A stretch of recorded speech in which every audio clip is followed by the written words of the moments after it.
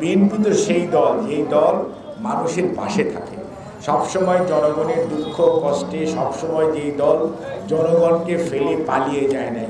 আমাদের প্রতিষ্ঠাতা যেমন স্বাধীনতা যুদ্ধের ডাক দিয়ে অস্ত্র হাতে মানুষের সাথে থেকে যুদ্ধ করেছেন, ঠিক একইভাবে আমাদের নেত্রী সবসময় বলতেন যে আমার বাইরে বন্ধু আছে কিন্তু প্রভু নাই, এবং আমি এই দেশের মানুষ, এবং সেটার প্রমাণ উনি রেখেছেন।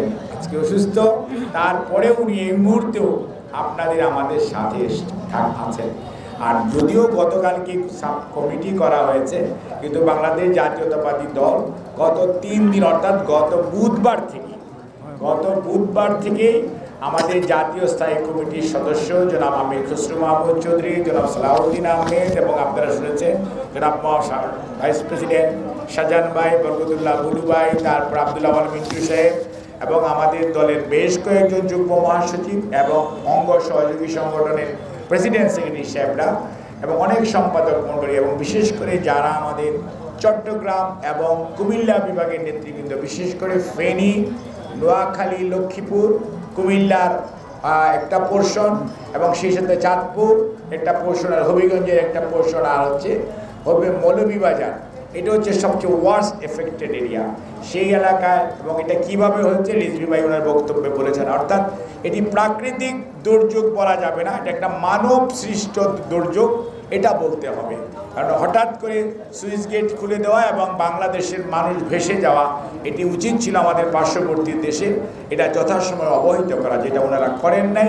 এবং আমাদের 45 লক্ষ লোক আজকে পানিবন্দী হয়েছেন, ক্ষতিগ্রস্ত হয়েছেন, এবং 8 লক্ষ মানুষ এই মুহূর্তে পানিবন্দী অবস্থায় আছেন। এবং ফেনীর 3টি উপজেলায় এখন পর্যন্ত আপনার ত্রাণ পৌঁছাতে সেনাবাহিনী এবং অন্যান্য র্যাব অন্যান্য সদস্যদেরও কষ্ট হচ্ছে ত্রাণ পৌঁছাতে, যোগাযোগটা এত ক্ষতিগ্রস্ত হয়েছে।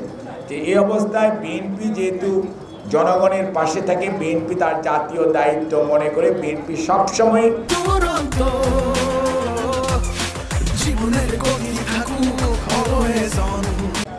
আন্দোলন সংগ্রামে যেমন জনগণের অধিকার আদায়ের জন্য সোচ্চার, একইভাবে জনগণের দুঃখ কষ্টে সবসময় বিএনপি তার আমাদের বর্তমান যে ভারপ্রাপ্ত চেয়ারম্যান দেশনায়ক জনাব তারেক রহমান, ওনার নির্দেশনায় বিএনপির নীতি নির্ধারক মহল অত্যন্ত সক্রিয়। সেই জন্যই আজকে প্রায় 4 দিন যাবত, আজকে হচ্ছে রবিবার, বৃহস্পতি, শুক্র, শনি, রবি, আজকে 4 দিন যাবত আমাদের নেতা কর্মীরা মাঠে কাজ করছেন এবং ত্রাণ বিতরণ করছেন। কিন্তু এটার যোগান দেওয়া প্রয়োজন, অনেকে সেখানে যেতে পারছেন না। সেই জন্যই এই কেন্দ্রীয় ত্রাণ সংগ্রহ কেন্দ্র হিসাবে বিএনপির এই রুমটি আমরা ব্যবহার করব, এবং এই ত্রাণ মজুত করার জন্য এবং ডিস্ট্রিবিউট করার জন্য আমরা আরও জায়গা সিলেক্ট করে রেখেছি।